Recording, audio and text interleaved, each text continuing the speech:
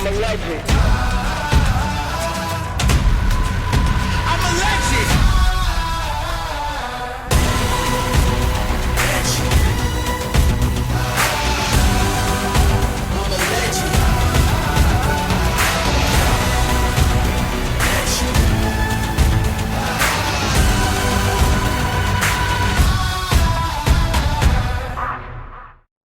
Welcome back, everybody, to the Bustle It Podcast. My name is Mark Pavelich, away in England somewhere, Wales, who knows where, 8-time world boxing champion, Jelena Mrdjenovich, and our special guest today on the Master Special, everybody, Jimmy Ruiz, a.k.a. Jimmy Tropicana, a.k.a. Mr. Tropicana, on the Bustle It Podcast today. Jimmy! What's up, brother? How are you? I'm here. You know where that comes from, Jimmy? Every time I say that to you, even on social media, I was saying to back. Do you know what movie that's from? No, but I know that on South Park, there's a character named Timmy, and they go Timmy. No, it's from Goodfellas. It's from Goodfellas when they do the big score and they go Jimmy, and he's hitting the wall, Jimmy. No, never seen Better. it. Not a once. So how you doing, Jimmy? How's things going over there?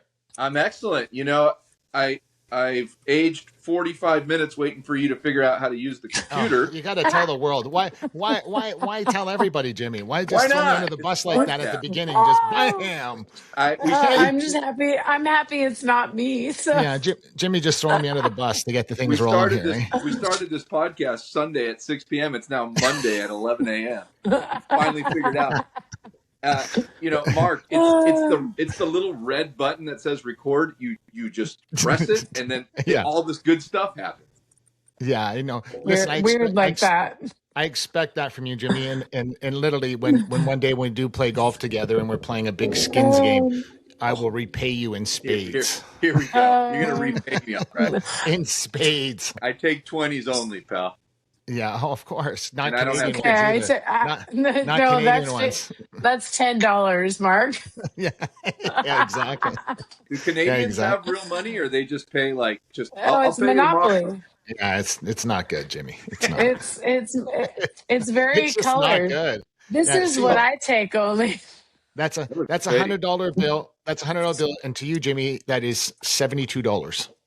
Exactly. Yeah, no, almost. I'll take that, but I don't have change, so we're gonna have to settle out. Exactly. That's funny. Well, Jimmy, listen, your growth since the last time I even spoke with you has been skyrocketing through the planet in the atmosphere somewhere on Pluto. And well-deserved, because I tell everybody, and they get mad when I say, our golf pros at the private golf course I belong to, they're like, Mark, you ever want to take a lesson? I'm like, listen, I already have a coach. That's why I'm a 7 handicap right now with a bad back, bad everything. And they go, who's your coach, Mark? And I go, Jimmy Tropicana. That's my coach. And they don't like it because they want to tell you about every swing thought on the entire planet. And if anybody watches your YouTube channel, if you're gifted enough to subscribe to this thing and have any intellect whatsoever, you will realize that's the least thing that you do is clutter people's brains. It really is true, because you watch all this stuff and you try to like put it in your memory bank, myself included. Like, listen, and I'm all for PGA pros. I think that somebody that can teach you hands-on is very important, because they can see things that you're doing live, and they're like, hey, you're doing this, stop. But I think that ultimately standing over a golf ball and thinking is the number one cause of terrible shots. Everything. I mean, you can't. I relate it to when I played baseball. You're standing at third base and somebody hits a line drive at you. What, you're going to start thinking? You can't think. There's a guy throwing 95 miles an hour, and you're in the batter's box going, okay, keep my right elbow tight and my head back and, my shoulder down. And bro, you have that much time. You got to just react. And a lot of people don't practice without a ball. They don't practice the swing. So they get to the driving range or they get to the tee box, and then they start thinking. Like, you have to stand in your backyard or in your living room or whatever and just swing. You don't need to hit a ball. You need to swing 1,000 times a day and get comfortable with your swing. And when you get to the box, it's just going to be automatic. Like, there is no thinking involved. No thinking involved. It will drive you nuts. And I've played my best golf thinking about, why they call it a shipment and not cargo. You know what I mean? Like, exactly.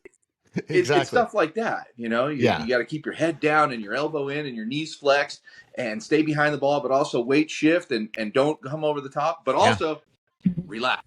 It's like, bro, what? How can I do all that in 1 second?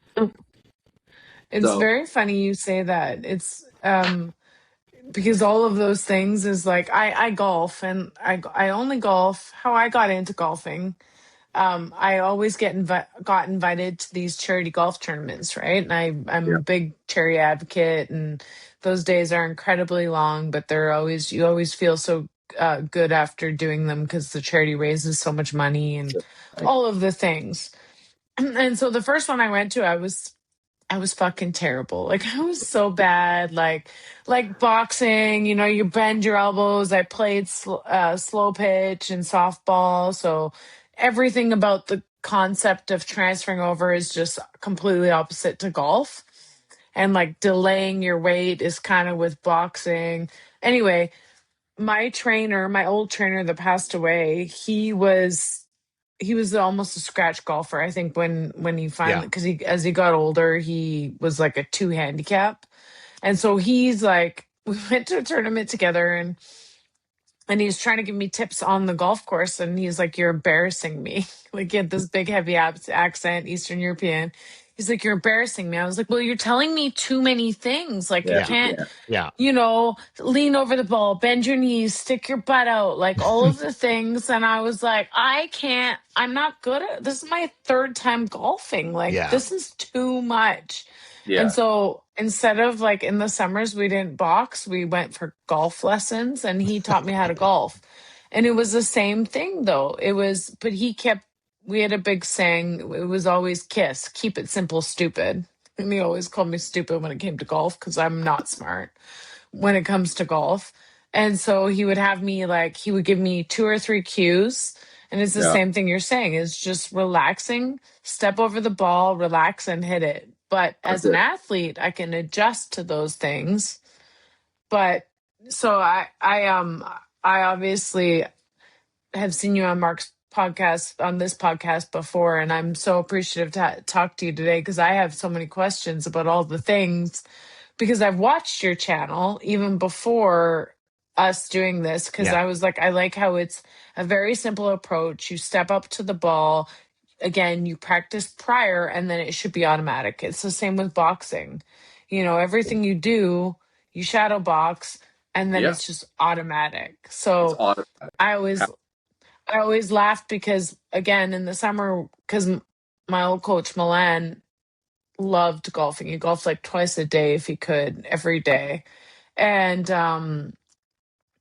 he would have me, like, we go golfing and then we go boxing, and then he'd have me practice my golf swing in the boxing gym with no club. And I was like, this is stupid, Milan. And he's like, no, how do you swing the club? And I was like, we're here to box. We're not here to golf. Like, I'm like a very like actual, like, let's actually practice things. And he's like, no. So I appreciate your statement with the practice comes from having no golf club, no ball, just the practice of the motion to make it second nature. Practice the motion. It's like walking. Yeah. You don't practice walking, right? You just walk. And you only know how to walk because you do it all day long. If you laid down in a bed for 6 years and didn't move, you'd get up and you probably wouldn't be great at walking. Your body would forget. That's right. Since we walk all day long, you don't even think about it ever. But if you sat down and makes sense, tried to describe to me how to get up out of a chair and walk to the fridge, you couldn't do it. You can't.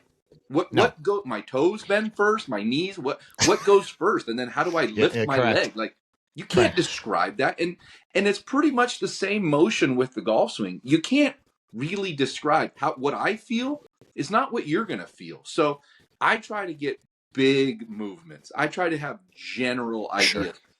Throwing a heavy bowling ball, right? Like, I don't tell you about the golf swing so much as I do the general idea. I don't know angle of attack. I don't know the shallowing movement. I don't know all these other different terminology. I don't know terminology, yeah. supination. I don't know. I know general movements, and I know that the general movement is throwing an object down a field and doing it in balance. And that's all I can say. And I say that all the time. And that will help you so much if you just think about balance. Balance is 99.9% of everything. If you can not lose your balance at any point, you're going to be great at everything you do. And if you overthink it, just like walking, you know, bend your knee first and then flex it and then step with your heel and then your toe, you're going to lose your balance because you're going to be thinking about it.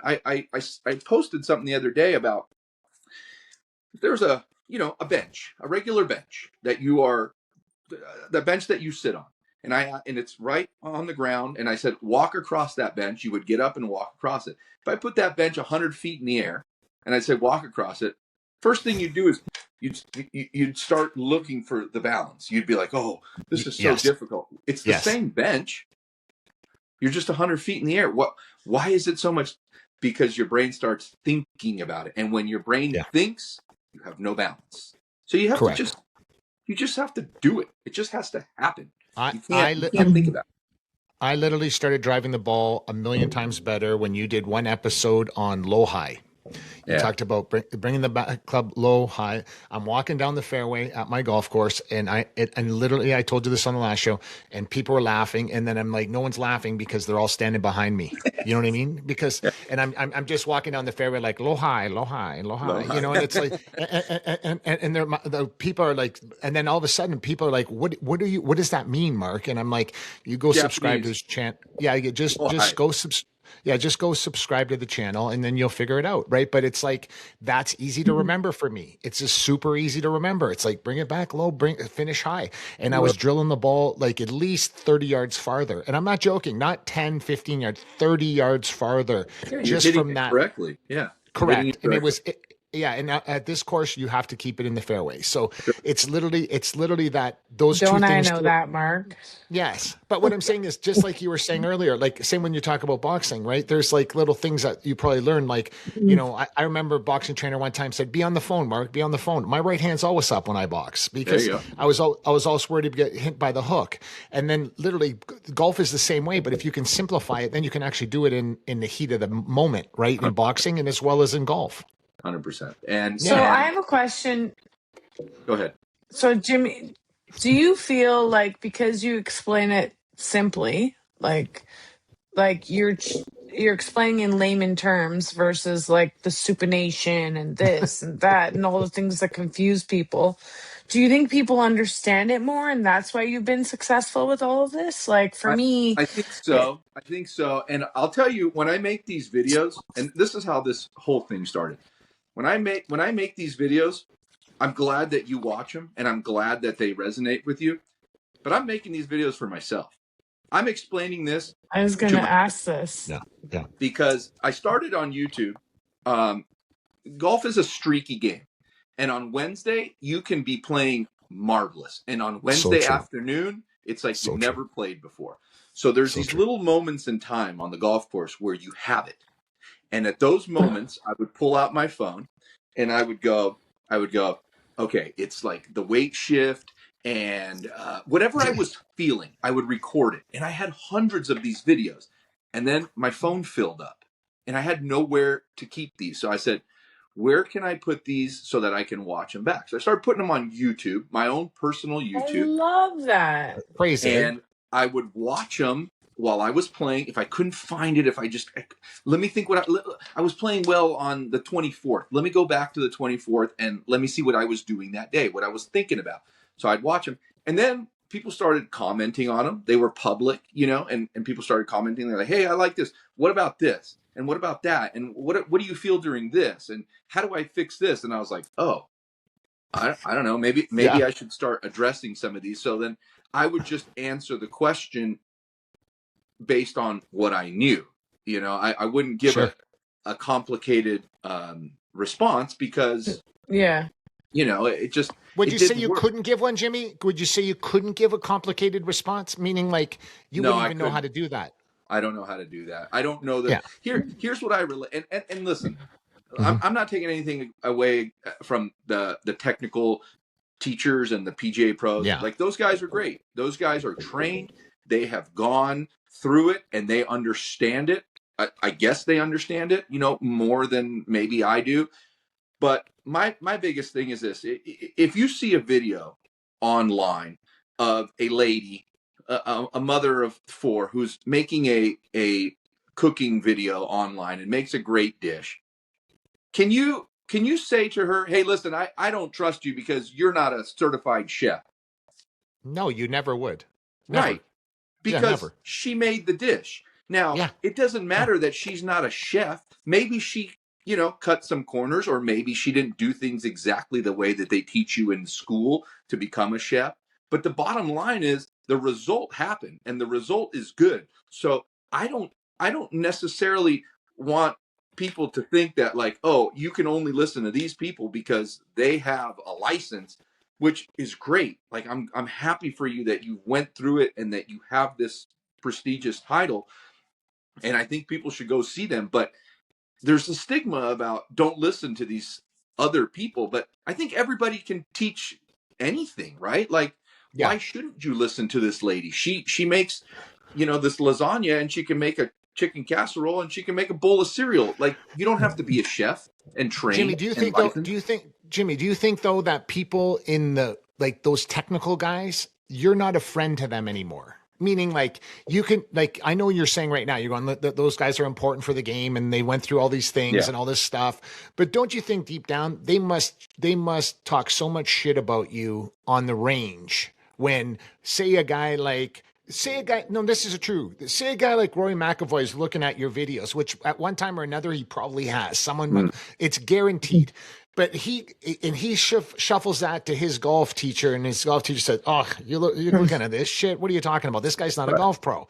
And you literally, that's got to happen. So you've always been super politically correct when you talk about that kind of stuff.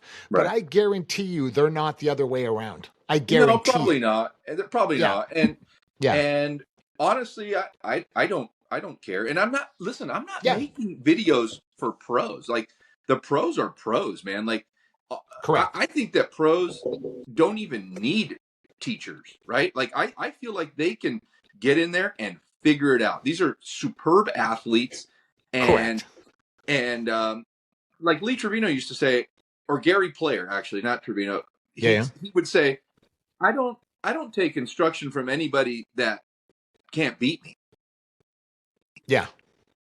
Well, that makes sense. You know, like, What are you going to teach me? You know, what are you going to teach me? I'm the pro. But I'm sure there's a little resentment and this and the other. But now the pros have an ability to reach the masses too.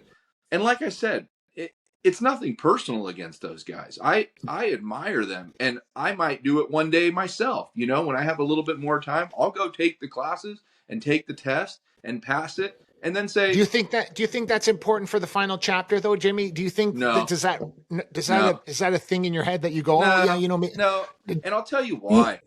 I think I might dilute myself of the easy approach. The uncomplicated, the keep it simple, stupid. The KISS approach. I'm telling you right now, I don't know things that these guys know. I don't know specific terms. I don't know specific things that, you have to do this, and this is called ulnar deviation. I don't know any of that shit. If I took a test right now, I would fail it. But if I had to learn it, then I would know it, and then I would be like, oh, this is important because this. Well, I don't know if it's important because when I do it, I don't feel that, right? So that's right. Listen, it's a complicated web. I'd like to do it, and I think I will in a few years. And just devote some time to it and to say, okay, now I did it. Now what? I don't know. So this is the thing. What I love about your brand is that it's authentic. Like, it's authentically you translate it with complete authenticity, which is very rare in this world. People, Definitely. especially now in the social media world, it's like people are afraid to be authentic. They want to be curated to like all of this and that. And like your brand, from what I see, and again, I don't know you personally, but from everything that I've read and seen, you're authentically you. And why that's important in life, in any business, in any Sure. brand, is that people somehow connect more when people are authentic, Correct. right? Yeah. Because Sure. they get that sense and that feeling and that simple layman terms, like the layman terms that everybody uses, those are the people everybody relates to. When you get into the jargons that are specific, then Yeah. people are like, what the fuck are you talking about? Like, There like there it's are just, some I just people. want to know exactly Correct. how, like, tell me how I should feel when I do this. And that's what I Yeah. like, is like, Yeah. okay, when you strike the ball, you should be feeling this and that, and that's what I appreciate more Correct. out of you, is like, yeah, man, I don't give a fuck about whatever term you called it before, because I don't even know it. It doesn't relate to me as a normal human. Mark, I use normal because Yeah. Mark doesn't think I'm normal. No, she's not But normal, but go ahead. as a Those air normal quotations aren't going to save you. No, no, no, as a no. normal human, even as an athlete, I Sure. want to know how you would feel, because then I could try and relate to that. And I think that's when you say that you want to do the courses and get certified, whatever Yeah. that's supposed to mean. Is that going to improve your golf game? I don't know. You tell me, but I doubt it. I doubt. Yeah, I don't think I so either. feel. I feel like golf is a game of feels. Like how you feel with a certain club, how you feel with your sand wedge versus pitching wedges. That's on you. Like I prefer when I'm chipping to chip with my sand wedge because I don't want it to run 1,000 miles if I hit my pitching wedge the wrong way. So golf is a game of feels, in my opinion, and I could be way Definitely. off base because I don't practice. I'm a person who goes to the golf goes to the range for like, let me hit each club well 3 times and then Yeah. let's hit this game. Let's go and just rock and roll. Like, so that's how I am. And I'm like, but that is reflective of my game. I shoot anywhere from like my lowest score is 82 to Nice. 100 plus, like on Yeah. average. Like, Yeah. so, but it's, what I love about golf is it's you versus you. That is my favorite thing. It's completely relatable to boxing. It's you versus you. What Definitely. you put into it is what you get out of it. Like I am a 8-time world champion boxer, but that don't mean I'm good at golf just because I'm an athlete. Like Right. Yeah, I definitely should not. be I should be better than the normal average person because I'm an athlete. However, it's like anything. If you don't practice what you preach, then you're not going to be good Well, at anything, right? LeBron is a testament to that today, right? So we've seen his Or golf swing, and Charles Barkley. yeah, Charles like Barkley. they're just not like, I but don't I don't Actually, think I don't think you Charles have to be a Barkley is a super athlete. I don't think you have to be a no. superb athlete. no, In fact, I it can would agree hurt with you. that. It can hurt you. You're doing too So much. my old trainer was like, you would never think he was more of like a John Daly. Hey, like he's like yeah, this very much so. big belly, like very unorthodox swing. He could teach me because he was a student of the sport, so he taught me how to golf. And so I know all the cues and I know how to do everything. We spent hours and hours on the course, ball after ball. But I, he was very unorthodox and he was not an athlete. If you looked at him, you'd be like, No, man, but he this he man. understood repetition of swing. He understood repetition of swing. He actually even passed away basically at a indoor driving thing. Like Wow. that's not even a joke. Driving Like range.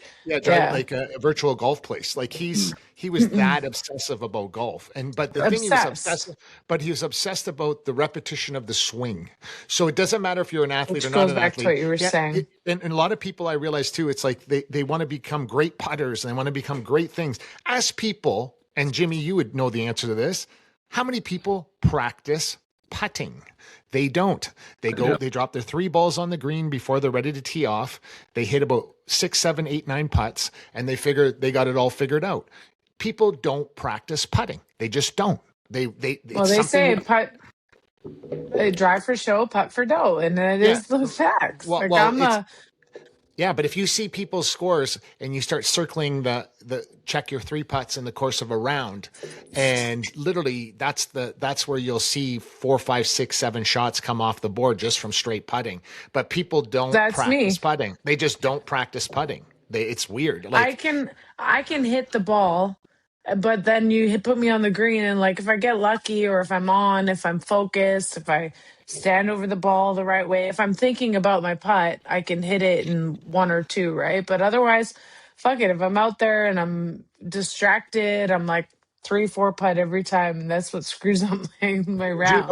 do you notice that, Jimmy, that people don't practice putting? Yeah, it's terrible. I mean, I think that most people across the board, if they could Yeah. learn to hit the ball 150 yards, that's it. Yeah. Consistently every time. You can play golf with 3 clubs. One that you can hit 150 yards, one that you can chip with, and your putter. Every hole is designed. If you can hit it 150 yards consistently, not perfectly I straight, love this. but just 150 yards, you can hit it 3 times, be close to the green. That's right. That's enough to get you close to the green. If you can wedge one on the green and 2 putt, that's 3, 4, 5. You play bogey golf.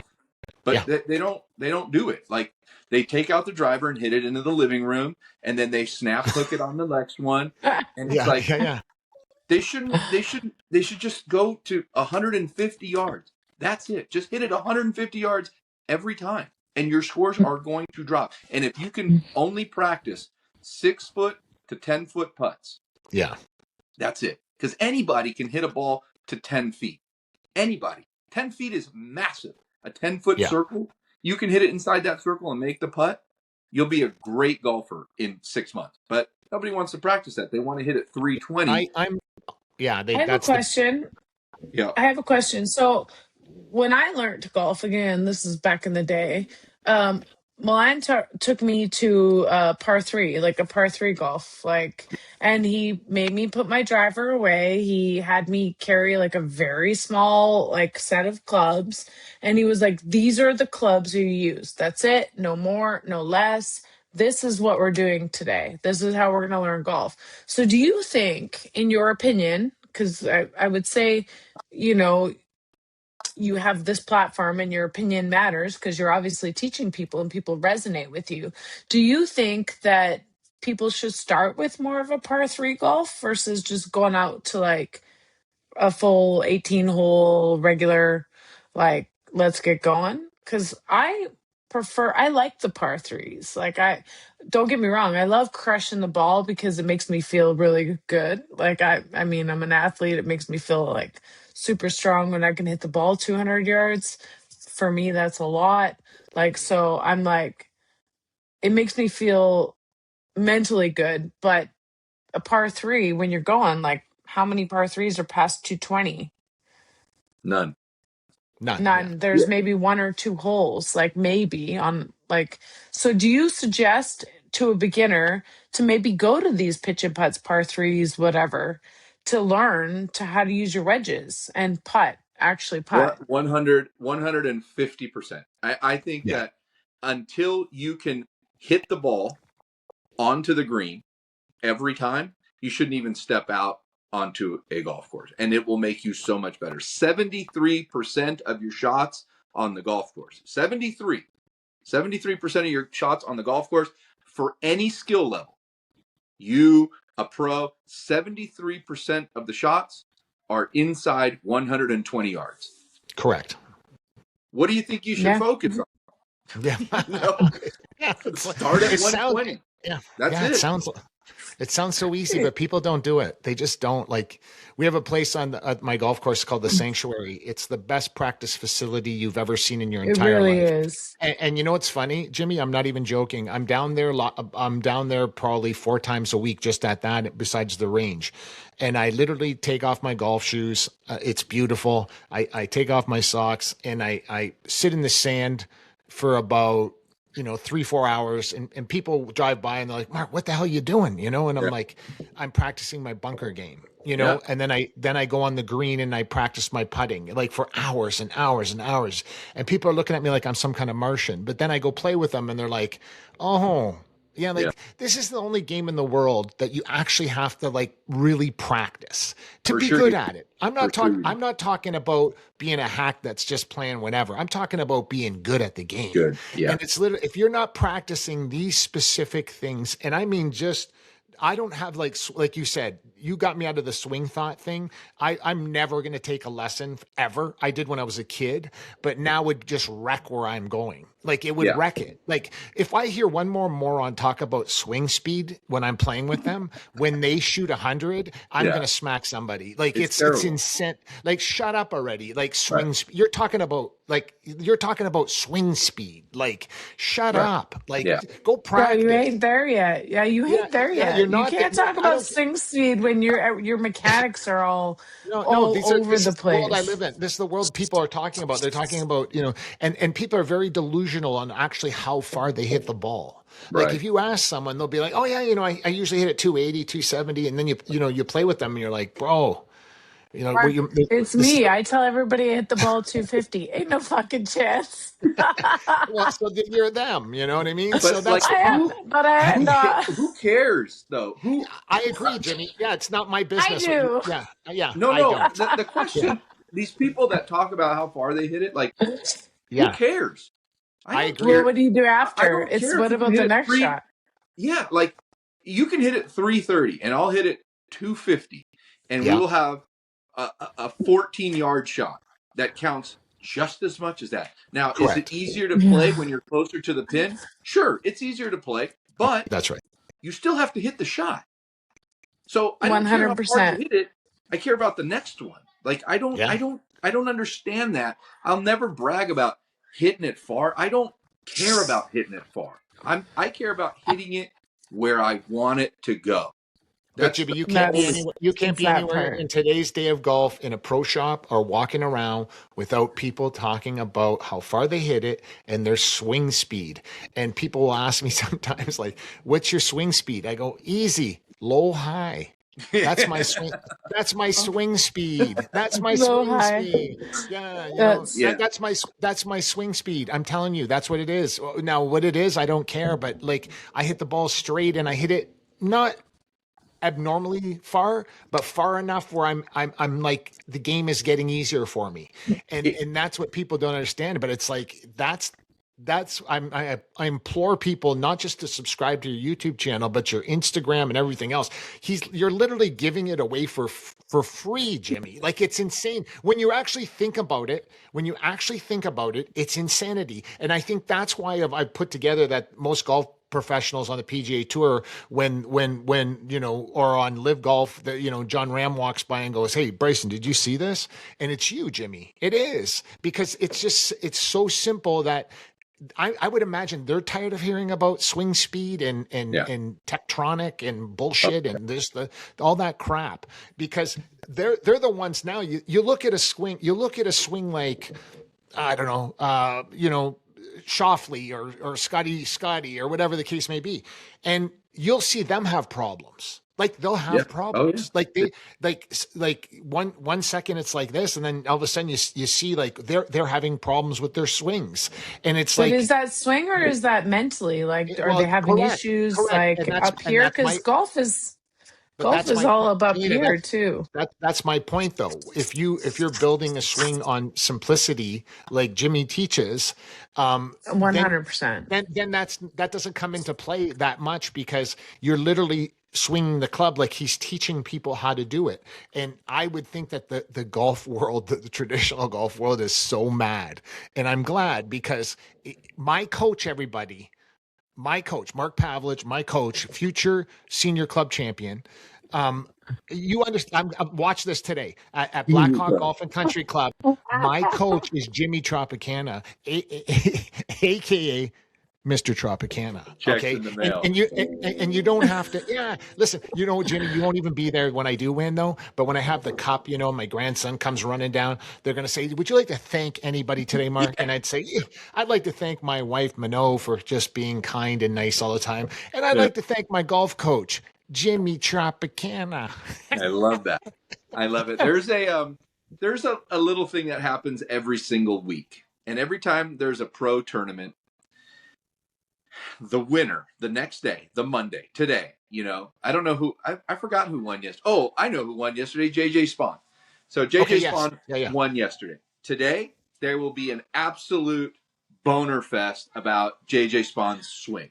And they'll be like, this is why he's the greatest, right? Because look at this swing. This is the best swing ever. Yeah. I'm still getting over the fact that Jimmy used the word boner on the podcast. That's what it is. These and guys I've been get all that hard since on high school. So yeah, it's going I good. mean, that's the truth, though. They get all these media places get all hard about the guy's swing, and then next week he doesn't make the cut, and you're like, wait, what happened? It's all it is. It was a swing. Whoever can repeat it the most, and whoever has the best tempo and the best attitude, that's the person that wins. It's not his swing. Sometimes the swing's the same. Like you have to get your swing and learn it. That's why I tell you, go swing in your living room, in your underwear, and just swing all day long, and then you'll learn it. You think he gets up on the 18th tee box yesterday and goes, all right, I gotta, what? No, he's just like, just get me through this round. Just every time he goes to hit the ball, I guarantee you, every time he goes to hit the ball, he goes, I don't know where this ball is going to go. I promise you that. Don't fuck up. I swear to you. And that's what regular people think when they go to the ball and they go, I don't know, this ball might go into somebody's house or it might go in the parking lot. And the pro gets up there and he knows what he wants to do. Yes. But he's not ever sure. You're never like, if I took a ball and I said, I'm going to throw it at that brick wall. I know 99% of the time that ball is going to go at the brick wall. I take a golf club in my hand and I go, I'm going to hit it to that brick wall. It might not go to the brick wall. It might go to the cement wall. Yeah. And everybody has to understand that, but they just trust the swing. They just trust their swing and they go, I'm just going to do what I've been doing all my life. And the ball ends up going where they want it to go. But there's always that little shadow of doubt. For sure. I don't know where this is going to go. I've played with these guys that are great. They're shooting 66. They get a ball and they hit one onto the street and they go, I don't know. I go, what happened? They go, I don't know. I don't know. It just happens. It just happens. They hit bad shots all the time. So you can't change your swing every single week to copy the person that won the tournament. Stick with your own shit. Make it as simple as possible. I have this new technique that I'm actually going to make a video tomorrow. I had a dream last night of how simple this really can be. And we overcook this thing. It's like, bro, you're literally just taking this back and bringing it down. That's it. Why are you making it so complicated and having all these thoughts? So I got the Tropicana technique. It's going to come out tomorrow. You heard it here first. And it's going to be fantastic. The most simple. And I'm going to show you how to do it. And then I'm going to hit shots. And you're going to be like, holy shit, it works. Like, it's so simple. And not only have I not even tested it yet, I believe in it. So I know it's going to work. And that's all you have to do is just believe that this swing is going. If you have any doubt at all and you start thinking about stuff, it's not going to work. Step away and go, I'm going to hit this ball. And then just do it and watch how well it works. You can use my phrase, KISS, keep it simple, stupid. That's all it is. That's all it is. You're hitting a little ball with a club. Just swing. Yeah, Jimmy, I can't even fathom that people don't subscribe to your YouTube channel because it's like I said, for someone that I'm a believer of traditional golf and all the rest of the stuff. And then I stumbled onto your channel a long time ago and it has changed my golf game immensely. And it's very easy. And at 58 years old, it's kind of comical that, when I play with guys that are Division I golfers and they Jesus, Mark, you haven't missed a fairway today. And I'm like, that's all it is. Yeah, and they didn't care. They didn't care how far I was hitting the ball because they're Division I golfers. They know what time it is. They know that you got to keep the ball in play. And literally, I play with 2 or 3 of them at the golf course, and they'll be coming back this summer again. And it's the same thing, though. They hear me talk about tempo That's from you. And they hear me talk about balance, and they talk basically low high, those are the three things that I just kind of resonate in my head all the time. And, staying over top of the ball, those aren't really swing thoughts. Those are just the common sense kind of things that I deal with all the time. And then it's funny because I take off my shoes and socks in the practice bunker just to be eccentric. You know what I mean? But they say, I haven't seen Jimmy do that, Mark. And I'm like, yeah, you probably won't. So you're grounding. You're grounding. Yeah, exactly. You're grounding. Exactly. You're getting the energy from the earth. What's really took off, Jimmy, is your Tropicana golf shop. And I was just going to ask this. I want people to really start to pay attention to this old school, kind of like sexy old school vibe of golf attire, glasses, shirts. Can we? Yeah.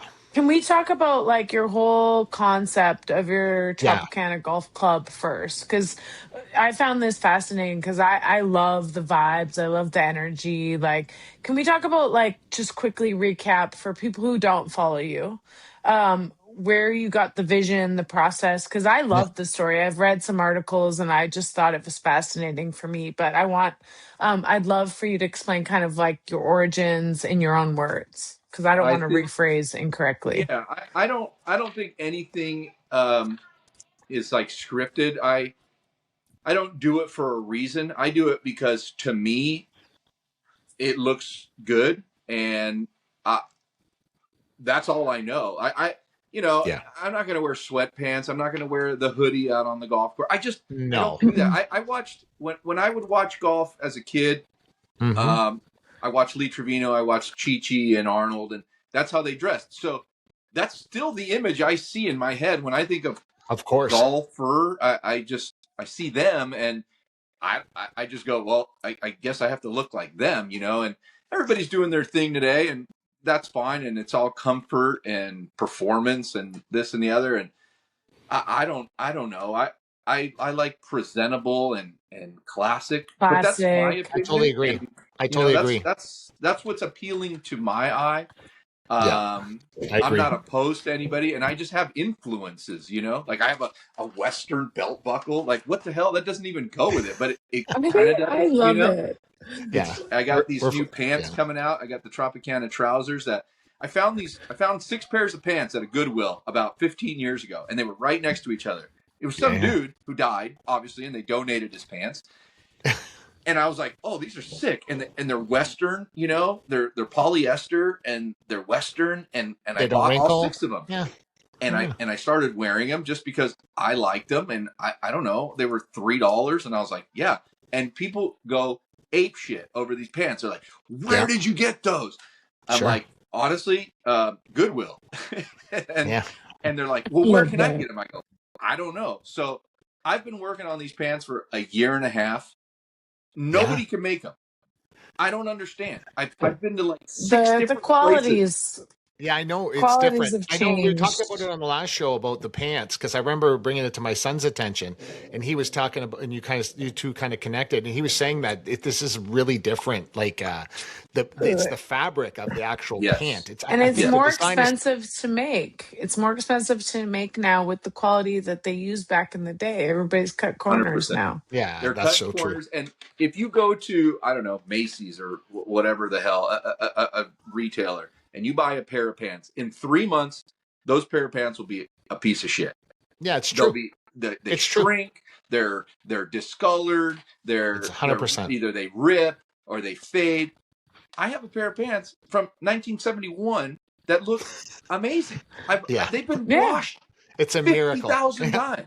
And they look great because there's quality. So I finally found the people to make these pants. They're getting delivered to me May 1st. I love that. Yay.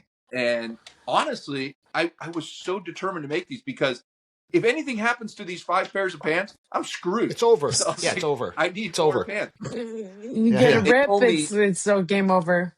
Yeah, they told me, they go, "We can make these, but we have to cut them open and dissect them." I said, "Of course. Absolutely not. Because I know what's going to happen. You're going to cut them open and ruin them, and then you're going to go, "We can't make them." And then you're done.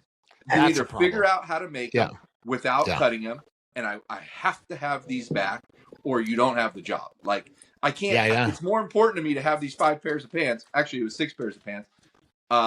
Than to make these pants for the public. I don't really care about that. I want some more pants for myself in case anything ever happens to these. So I you did lose. selfishly started it for Yeah, yourself. I need them for Yeah, me. why not? I need them for me. Yeah. And I go on a Kind of like trip or kind of how something. you I started need the YouTube extra. channel. Yeah, you started the And YouTube channel the same way. what about it? No, you started the YouTube channel the same way. Yeah. Like you did it for yourself, right? You did it for yourself, and then it just kind of went a different direction. And same with the pants. Like you need to make them, and then of course you're going to sell them. I did it. I did. I do it. It is selfishly now. I kind of make these videos. I don't ask for anything. You know, I know I see the major problem that people have, and I'm just trying to give advice. Like I'm just trying to help you out of, and I don't care if like I have that certificate or not. Like I've played enough golf and I've seen enough golfers to know I've gone through this. I already went through this road of hitting 50-yard slices and chunking the ball and topping the ball and thinning the ball. Like I went there. I already know how to fix these things. So yeah, maybe I don't have the PGA logo tattooed on my neck, but I know how to fix it. I learned. Yeah, I taught myself how to fix it. So, you know, it's one of those things where I'm just trying to give you a little advice so that you don't have to suffer the same way that I suffered through 18-hour days in the summer trying to figure out how to stop this slice. Like I figured it out. I know how to do it. I love that. Yeah, it's done. It's done. I'm going to save you the time. I'm going to tell you what you're doing wrong, and everybody slices for the same reason. Everybody. And you don't think it's that one video, Jimmy. I think it's that video with the one that you had the net across. You know, the net to the side. Yeah, that's the one that resonated with everybody, right? Because it's like it really showed the line of the slice, and you were correcting the guy, right? Like just it was so easy and so perfect, and then all of a sudden, whoa, it's going straight. It's going straight. It's going straight. You know, and it's like that's what people want. They don't want, you know. But it goes, Mark, it goes back to like it's the same thing. Like, Jimmy, did you play other sports? Like, you know, like, or was it, it wasn't just golf, I didn't play golf. I didn't play golf until I was 30-something years old. You know, it was baseball and football my whole life. And so you're a multi-sport athlete. Like you did other things, right? Oh, yeah. So that's what I'm going back to that where like we had a guest on Jonathan Jardo, and he's an influencer and he's a boxing influencer. But he didn't grow up in boxing. He started, same idea. He started his channel just to learn boxing and help people through his process. But I always find, and this is where I hate sports nowadays, it's like people want to have kids specialize so young, right? In any sport. Take hockey. Kids are doing hockey like unbelievable hours and hours and hours on day from like 5-6 years old, right? You know, same thing with golf. You're getting these kids that are golfing hours and hours and hours, and tennis, and you can name any sport. They're specializing these kids at a young age so they don't know how their body works normally, right? Like you played football and baseball, so your mechanics are different than a normal person's. You know, like, so for me, I played basketball, volleyball, baseball. I played everything, but then I played basketball in university, got into boxing, and I learned the mechanics of things. So our brains work differently as all around athletes. And that's why I think we understand the mechanics of sports a little more. And then because we start a new sport like golf, and we have to break it down simply because we have to get all of our bad habits out from all of our other sports, right? So for us, the mechanics are simple, which make it easier to learn. And then that consistently comes after that. Consistency, sorry. I was going to say, do you think you got golf more or easier, not easier because the golf's not an easy sport, but you picked it up faster than the average person because you played other sports and because you kind of did everything? And you researched it from being in other sports, or what? Like, I think athleticism is important in anything that you do, whether it be hitting golf balls, shooting free throws in the backyard, playing ping pong, Like you need to have good hand-eye coordination in any game, in any sport. And I'm not opposed to single sport athlete if the kid does it on its own. Like you couldn't keep me away from playing baseball. Like I would get home from school, I'd go inside, get my glove, and I was outside all day long. And just me against the wall with a rubber ball all day long. And I would make these scenarios in my head of like, all right, I'm Derek Jeter and there's a player on first, and like I'd throw the ball and then I'd backhand it, double play. I enjoyed it. I wanted to do it. Now, if you're forcing these people into it, then you're forcing your kid to do it. That's a bad thing. But like my kids go outside all day long and they make up these little scenarios and these little games. And yeah, I work with them in the batting cage and this and the other. But the only way to get good at anything is to love what you're doing and to practice it on your own without somebody forcing you to do it. You to do it. Yeah. That's right. You just do it until it becomes you.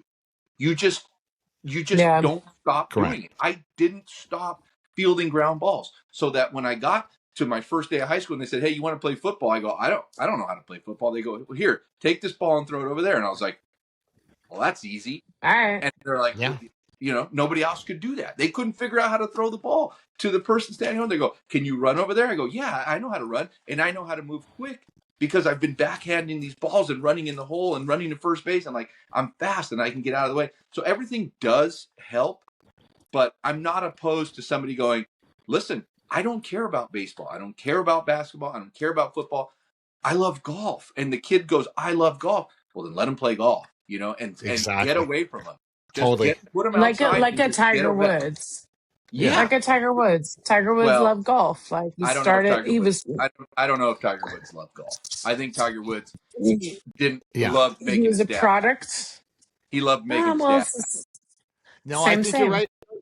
Jimmy, I think you're 100% correct. I think that's a like kind of a funny example to use right now at this special time. But I think Tiger in general, I think you're 100% right, Jimmy. He doesn't give me the impression like he loves the game of golf. You know when you watch Jack Nicklaus? I think you're misinterpreting what I'm trying to say, though. No, but what I'm saying, you're misinterpreting what I'm trying to say, though. Okay, tell me. Yes, Jack Nicholson loves golf. Jack Daly loves golf. I mean, he's a shit show, but he loves golf. Jack Nicklaus. Listen. Jack Nicklaus, yes, sorry. Nicholson, no problem. Listen. My bad. You're not going to win on this one because you know why? Jack is the GOAT, and he's always been the GOAT. And, he is.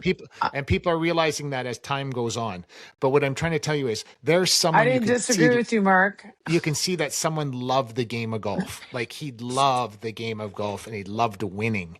And it's not to say that Tiger didn't like those things, but the little green monster that's in that guy's head just hasn't come out yet. Like he's done all these great things in golf, but it seemed like it was just these expectations of him that he wanted to do. Hence his social life. You can see how he's punishing himself, and it's just weird stuff. It's like he was going to play in the Masters. This Masters coming up. He was talking about that, and then all of a sudden he rolls his car and he says, "Oh no, I gotta get away from the sport." Well, you haven't been in the sport in a long time, and I'm not putting down Tiger. This is factual stuff, but it's unfortunately it's you can see the guys that really. I don't think Rory McIlroy enjoys it as much either. I think it's torture for him.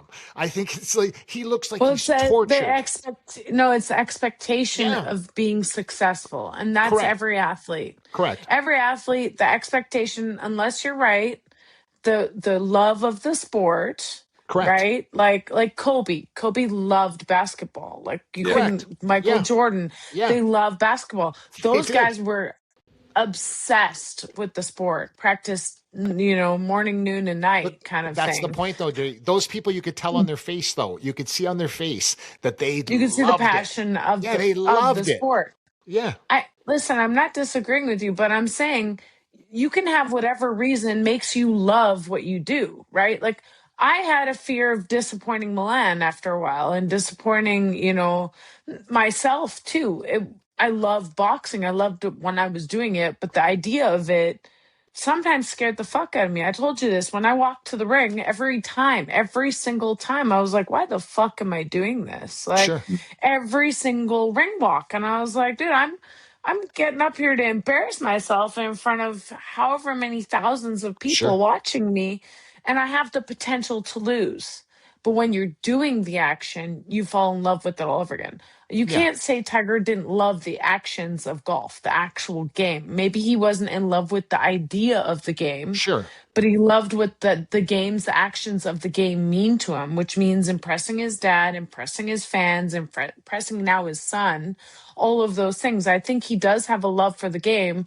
It's just his demons are just sometimes bigger than that. And that's Yeah. every athlete, every single sport athlete who doesn't deal with their demons at some point, especially the most successful ones, they get ahead of themselves. Sure. The demons come out. They don't, it isn't common for men to talk about their mental health, you know, Sure. their emotional well-being. That's a sign of weakness, unfortunately, for men. So they don't have an outlet of these things. Yeah. And in golf specifically, and Jimmy, you can maybe speak on this, golf is a 100%, I shouldn't say 100%, probably 90% mental game, right? It is all what's going on up in here, which means mental just isn't your thought process. It's your emotional well-being. It's your mantra or whatever the fuck you want to call it. It's all of those things. That's what golf is about, having routine, repetition. That's mentally, physically, and emotionally. I don't know if you can add on that. That's my opinion of golf being a very amateur golfer.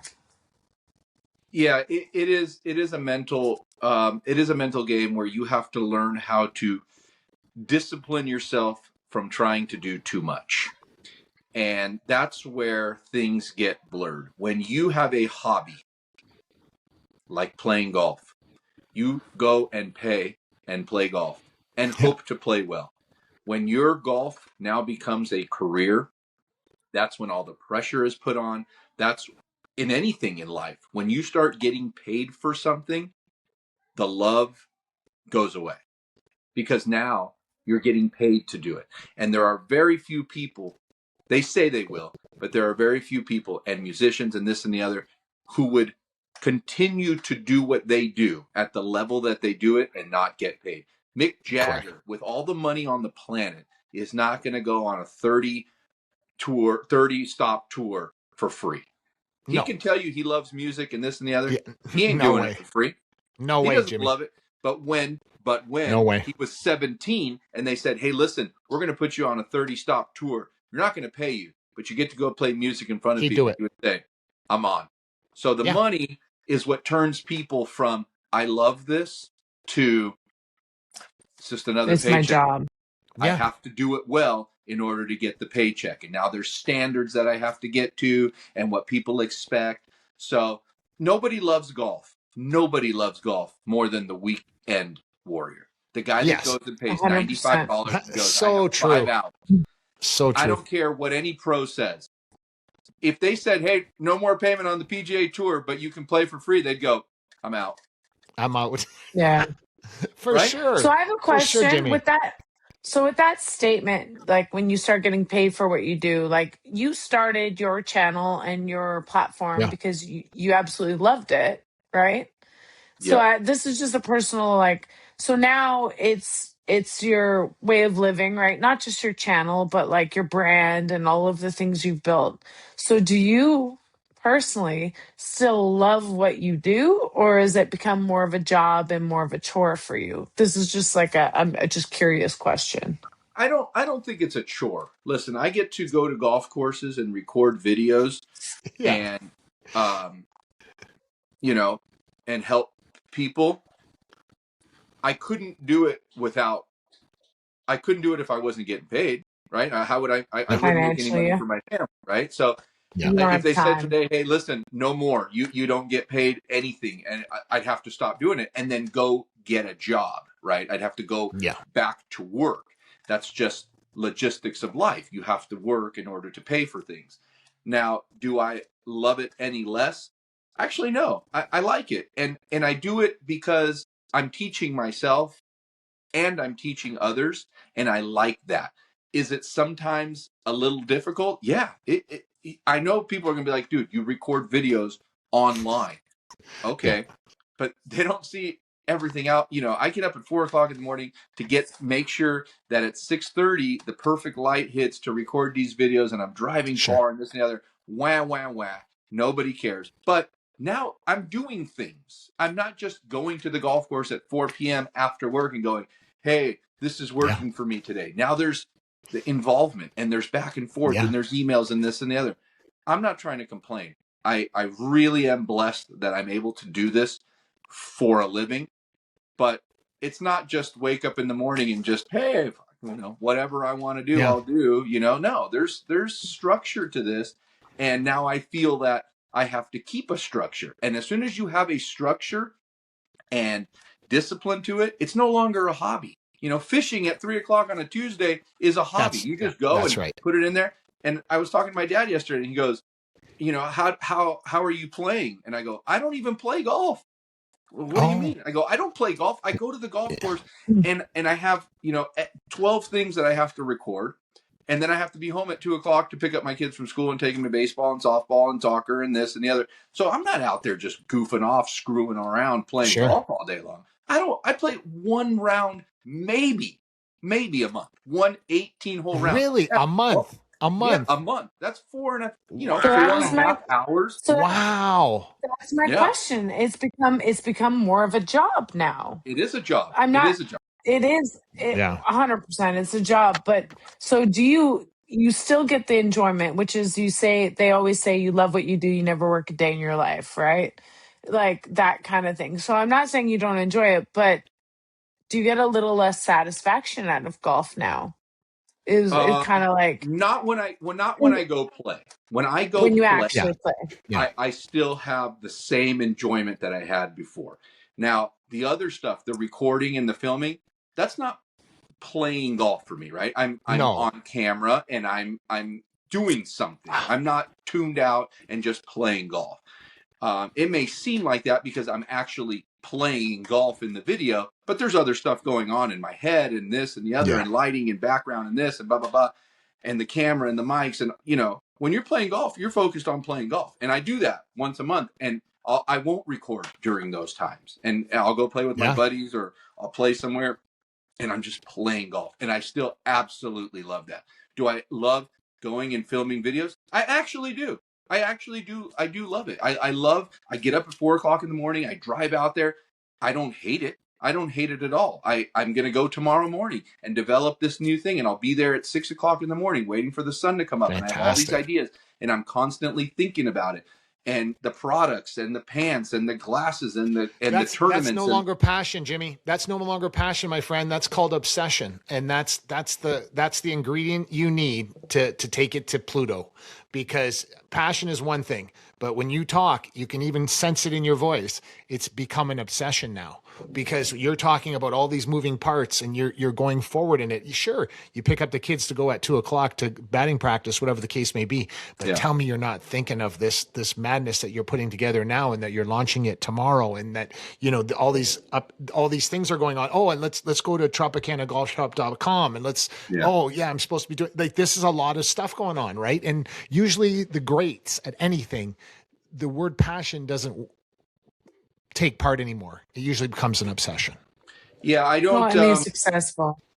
I don't have a net, right? I'm up on the high wire, and I don't have, like, I have to get across. I have to get to the other side. I have no, like, when I had a job, and whatever, I would go and I would work, and then I'd come home, and then it was off. I was done. Now I'm constantly thinking about everything, and that's just it. Not for today and not for tomorrow, but for 10 years and 20 years, and my kids and their kids, and, like, you know, it's a thing now, and like, it's constantly on. Well, this is not going to expire, Jimmy. This is not going to expire. The game of golf is not going to expire. What you're doing is not going to expire. It's never not going to be cool to be a good golfer.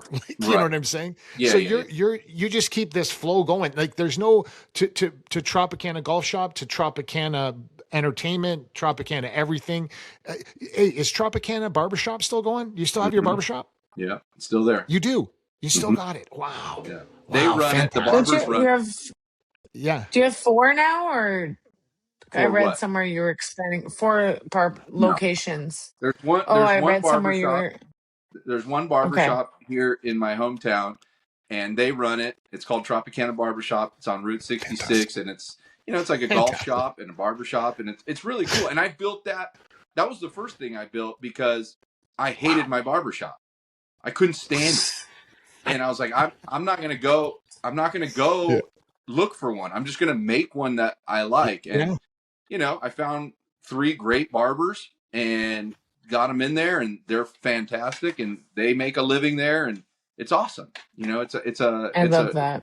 Is it the place where people go, Jim? Is that where the place people go and they'll kind of sit around like the movies? Like, is it that kind of barbershop, or is it? We have a big like hangout crowd in there. Okay, cool. We have events in there when we're doing like a post tournament or pre-tournament. We'll go in there. I record podcasts in there. I use it a lot, and it's a really cool spot right on Route 66, which is awesome. What's the exact location, Jimmy? What is the exact location? Like what city, what everything? Because that's something. 1309 East Route 66, Glendora, California. That's so awesome, man. Glendora. That's so awesome. Americana, Route 66. He just loves the Route 66 part. I do. Awesome. I do. I think that's just such a cool thing to say. Yeah. I have a Airstream trailer, and I drove it down to Vegas from Canada. And he's like, "Did you go on Route 66?" And I was like, "No, man, I went north and south, bro. Like, I didn't go." Yeah, but that's awesome, though. Just to say but that. I wanted to. Yeah, definitely. It's awesome. Well, listen, guys. Before we do finish today, we got to break down the Masters quickly and your picks for the Masters. We'll start with you, of course, Jimmy. Jimmy, what do you think? Who do you think who's gonna contend and why? I think you have the normal favorites, obviously Scotty. I don't think Rory's going to contend this year. I think Rory has done the deed, and he's like, whatever. He's just there as an icon, and whatever happens. Victory tour. Yeah. I don't know how much more desire he has. He's won them all, and I totally agree. Whatever. I think Scotty's always there. I think. Well, my pick. What is it today? Tuesday, Monday, April 6th. Monday at noon. Perfect time. Yeah. Yes, I'm writing it down. Heard it here first. My pick to win the 2026 Masters. Yeah. My pick to win the 2026 Masters is Ludwig Aber. Oh. Listen. You know what though? You know what? No, you know what though? Listen. I love that pick, Jimmy. You know why? Because this kid's the real deal. There's no question.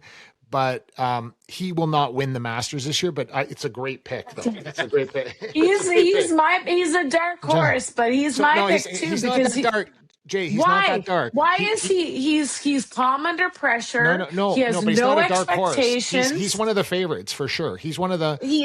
But he's not the 1 or 2, right? Am I wrong, Jimmy? I don't. Because he's my pick. So. I like going for the underdog. He's a little bit of an underdog. I got that down here, so we'll post that. We'll make sure that Ludwig. I want to know. Ludwig. He was my pick too. I'm like, come on, it better not be my pick. You can go with him too, Jay. Can I pick the same? Yeah, you can. Yeah, winners win. Yeah, because Let's go. Okay, guys, this is the year. Who are you going with? Who are you going with? Scotty Scheffler? Absolutely not. This is the year. No. Oh, Jimmy, do you know that I played Joe? Jimmy, do you know that I played 9 holes with him on a par 3 golf course in Windsor, Ontario, at Roseland Golf and Country Club? It was the most spectacular ball hitting I've ever seen in my entire life. Like feeling of greatness. Nothing. It was just he wouldn't. I don't even think he was looking at the ball half the time. Like he was just he was. I don't need to. Yeah, he's like he knows where it is. Line up, just go. Yeah, listen, guys. Hey, Mark, who's your pick? Bryson DeChambeau wins he wins this year. I thought you were gonna go with John Ram. No, John Ram's gonna be there too, though. But Bryson, this is the year Bryson puts the green jacket on. So he's gonna. This is the year. That'd be no, big. I disagree. Big for the channel. No. Listen, amen on that one. Listen, I'll tell you this right now. There's a lot of guys. Okay, you got Cameron Young, you got Justin Rose that never ages, that keeps being in there all the time. You got Schauffele, you got Rory, you got Ram, you got all of them. But this is the year Bryson puts it to bed. This is the year. I'm not. You see it, Jimmy? I'm not against that. I think Bryson is trending, and he's got trending. He's got the popular vote for sure. Like he is he now. does. I mean, Oh, so 5 years Mark, you ago, went with the No, popular I did guy. not. No, I went with the Sorry, trending. I went sorry, with the trending. sorry. No. Sorry, Jimmy said Jimmy, go trending. on. Hold I on. yeah. I 5 said years ago, people hated Bryson, hated him. Until his And then he YouTube got channel. on a YouTube channel and started having people, and now everybody loves Bryson. So I think his personality has changed. I think his mindset has changed. He's still kind of a nerd, you know, a golf nerd. He is a nerd. He loves it. Yeah, he is a nerd. And I don't know if being a golf nerd in a major situation like that, you can think your way out of things. No, you gotta have the feels. But he does have the talent. I mean, he's a more Norman guy for sure. I mean, he is the new. He definitely is. He definitely is. He definitely is. That's a good pick, but it's you know, it's not as good as Ludwig. Ludwig. Listen, the kid is so slick, and he was there the last 2 years, and there's something special. He's very special, and he's a little Ernie Els. Just this big, he does have that Ernie Els kind of vibe. Just big and like, yeah. I watched him yesterday coming down the stretch, and you know he didn't have it all together yesterday, but I think he's just it's just so like effortless, right? It just looks effortless, simple. He's got like that simple swing, simple mindset. Doesn't overcomplicate. He is just He's like our KISS mentality. Keep it simple. He's not stupid though. You're not allowed to ever say that again on this podcast, Jelena. It's expired. It's such an expired Stop, term. Mark. You're awful. It's an expired term. Just because I make things simple and it makes sense doesn't mean you have to agree with it. Yeah, that's for sure. Tell her what you would do if she was a man, Mark. No, Jimmy. Jimmy's trying to get me canceled on my own podcast. You know, Mark has actually Mark has punched me in the face, but we were sparring. We were training. Jesus. I didn't say that. I made everybody shut the cameras off too. Yeah. He did. I was like, no cameras for this one, Matt. No way. It's only because you didn't want everybody to see me hitting you. Stop it. So tough. You're so tough. Stop it. Yeah, see, there you go. That's what happens when you find out. Stop it. A real man right there. Well, Jimmy, I really appreciate talking to you, and I'm glad that we got to virtually meet, and I can't wait for you to come. Mark and I were talking about this. We have to make some kind of event, something to bring you up to Edmonton and do a little golf event. Jimmy had the thing, and people are going to be mad because I'm going to bring my coach in to see them, and they're going to be mad about that. And then literally, I'll figure it out. If it's not at my golf course, it'll be at another place. But I will figure something really cool. And I told you about this, Jelena, last time I spoke with him. We'll check his availability in August or somewhere around that time of year because it's beautiful here. And literally, if it's not at my golf, too hot, and when it's too hot to golf where you're at, you can come up to us, and it's probably perfect. It's fantastic. Hey, listen, I'm going to Ireland this year, so why not Canada? You know, after that. Yeah. When are you going to Ireland? There we go. July 24th through August 1st. We're going to flying to Dublin. Wow. We're going to Northern Ireland to play golf. It's amazing. They this company, I said I wanted to go. I just made a post because we were talking about it, and I made a post, and I was like, hey, anybody have I don't know Ireland, you know, I have no idea. So I said, does anybody have any suggestions? And this company responded, and they go, hey, listen, we can make a really great trip for you. You know, we can curate it for you. And I was like, perfect, because I don't know where to stay or where to go or where to play. Of course. So they put together this vacation, and they're like, invite your friends. And I was like, okay. So I have this little thing going right now, and then they're giving us discounts. So we don't have to pay full price. We pay less than, we have codes and whatever. I have a link in my bio, but you go and you can sign up, and I'll be there. My friends will be there. Like, we're going to travel around. They take care of everything. We literally just have to fly into Dublin. They pick us up, and we're checked out for 6 days. Amazing. Wow. That's amazing. That's amazing. Wow. So the link's in your bio on your social media. So if anybody who's watching wants to go golf with Just Mr. go to, listen to Tropicana, this. Go to go on. IrelandWithJimmy.com. IrelandWithJimmy.com. That's it. Wow. Perfect. Wow. Yeah. It's awesome. I've had friends golf in Ireland. They said it's unbelievable. They did Yeah, but they had to organize their own kind of trip. So this sounds like it's right up anybody's alley who wants to go on a guy's golf trip, or anybody's golf trip, but a guy's golf trip. Yeah. Check out Jimmy's website. Go look at it. I appreciate having you on, and I appreciated meeting you and chatting with you and getting your mentality. Thank you. I love how you keep things simple, and I love how you use layman terms for people and just can teach that the normal person, just like me. Like I Totally. see Mark, normal person, Normal. can teach me golfing. So I super appreciate. So I super appreciate you having on, and thank you for taking the time, even though Mark took 5 hours to get online. I appreciate having you on today. Gotcha, Mark. Gotcha. Jimmy, can you leave us with like your final thoughts for today? Basically, for the golf world to just be ready for what you got to say. In anything you do,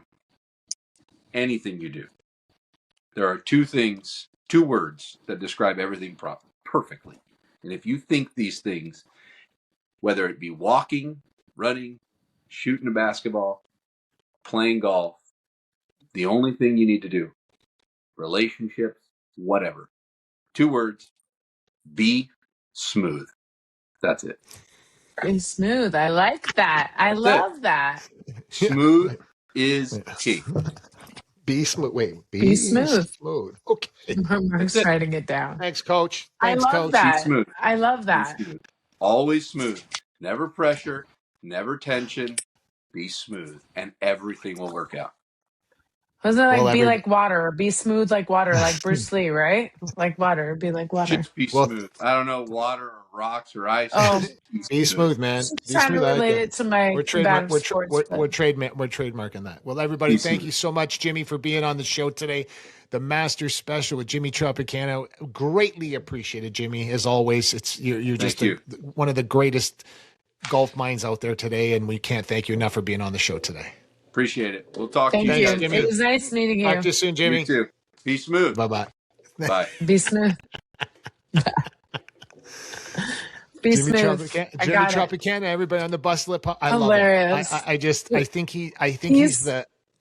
think he's something different, and he's the part of the game now that everybody, when you go to his YouTube channel, you will find out I only watch his stuff because he doesn't clutter your mind. He doesn't get you all messed up. And that's what we need in golf. And literally, he's a spectacular guest. I just absolutely love him.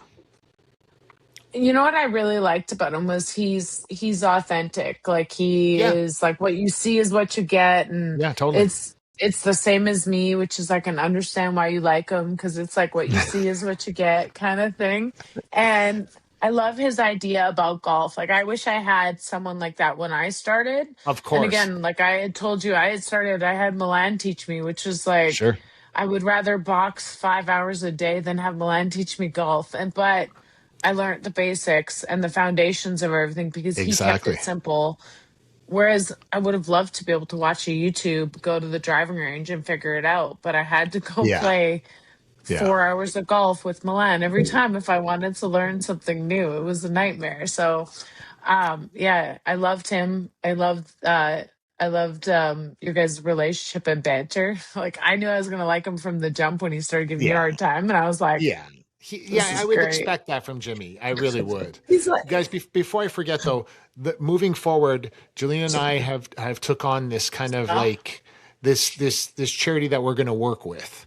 And, this is like, we're going to slow roll it into the podcast because it's a very deep, it's a very concerning, sensitive. It's very sensitive, right? And her and I discussed it thoroughly. It's called GEMS.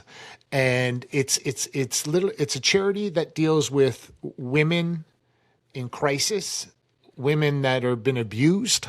And we just thought that our demographic, unfortunately, plays a part in this in this cause.